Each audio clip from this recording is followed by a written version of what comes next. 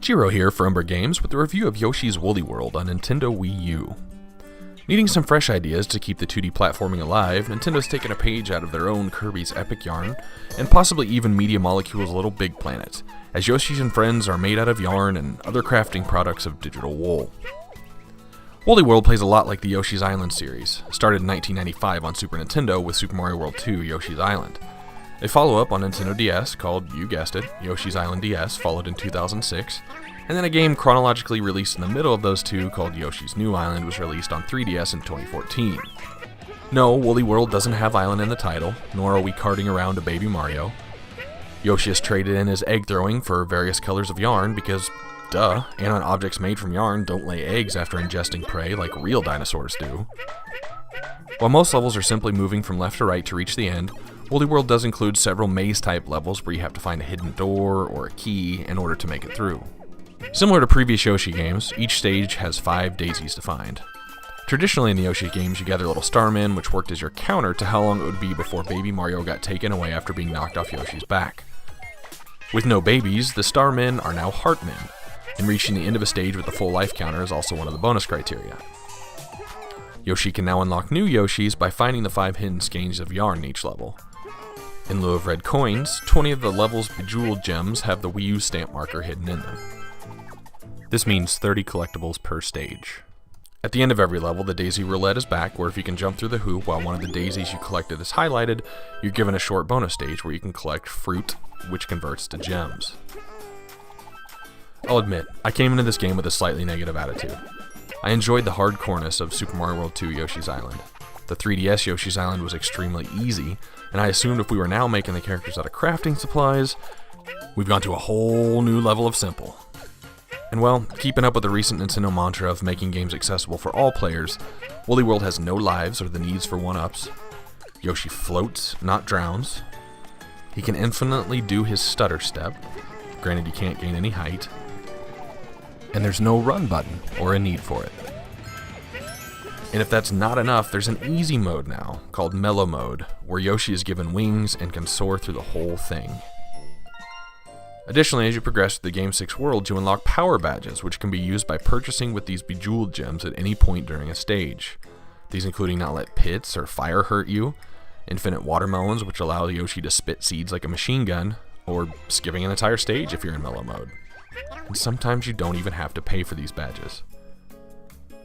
One way Nintendo does work with built-in difficulty of the recent games is by making the collection of all items in a stage the difficult part.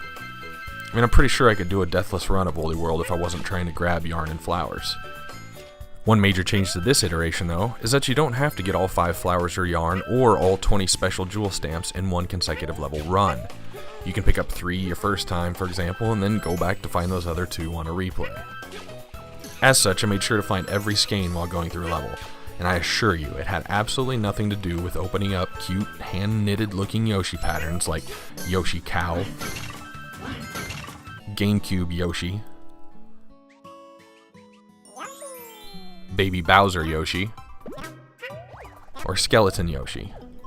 66 Yoshis in all, not including all the ones you gained from loading in your amiibo collection like Mega Man Yoshi, or Princess Peach Yoshi.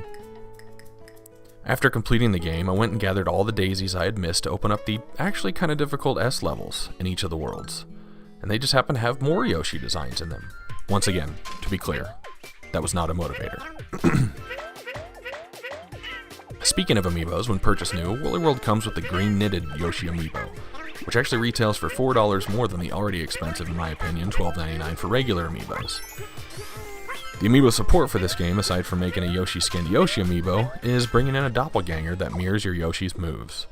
This often just made the game a bit more frustrating, except that one time I needed one more egg to get something. I ate him, I spit him out, and I finished the level collectible in hand.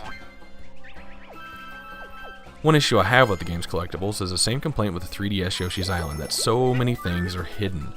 Make them difficult to obtain, not hidden. In order to reveal so many of the Cloud item boxes, you have to jump in that exact spot first, or throw one of your yarn eggs there and has to pass over it in order to make it visible, and then you have to hit it again. This should be a select secret few, not 50% of your collectibles. Fortunately, there's a show hidden items badge purchased for 5,000 gems that makes the invisible visible.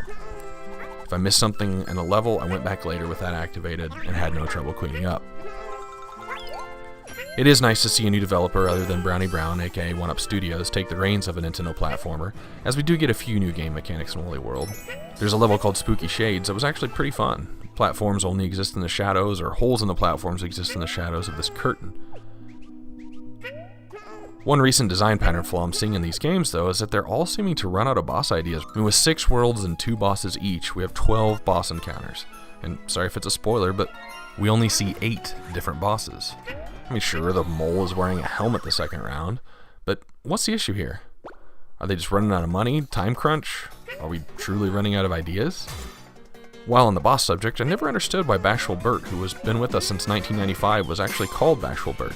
I mean, anyone who gets pantsed by a dinosaur, whether he yanks them down with concussive egg blows or simply eats them off, is gonna be embarrassed.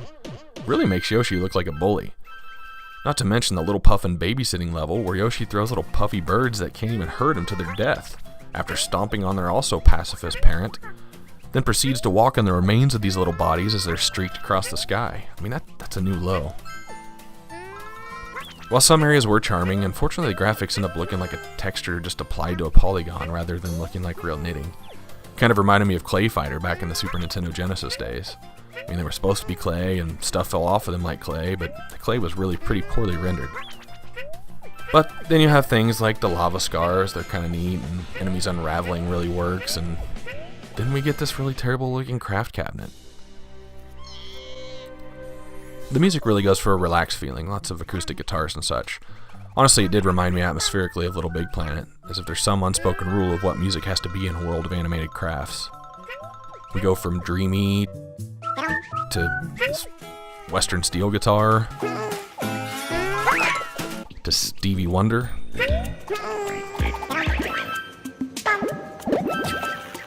to synthetic metal.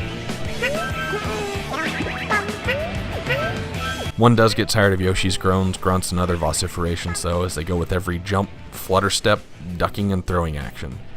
This is even worse when multiplied by a child in the room who thinks they're funny and repeats every one. So I admit, the Nintendo fanboy that I used to be, I will still buy and play every platformer from the Mario franchise. Consequently, I feel I've sort of lost the ability to rate these truly objectively. Or maybe not. I finished the original Super Mario Bros. When I was 5 years old, and I've watched that these titles have grown easier, lost some of their ability to produce original content, and maintain the same stories iteration after iteration. I mean, did I enjoy my time with Woolly World? I really did.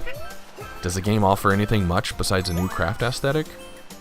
Sure, maybe 20 minutes worth of new mechanics in a 14-hour game.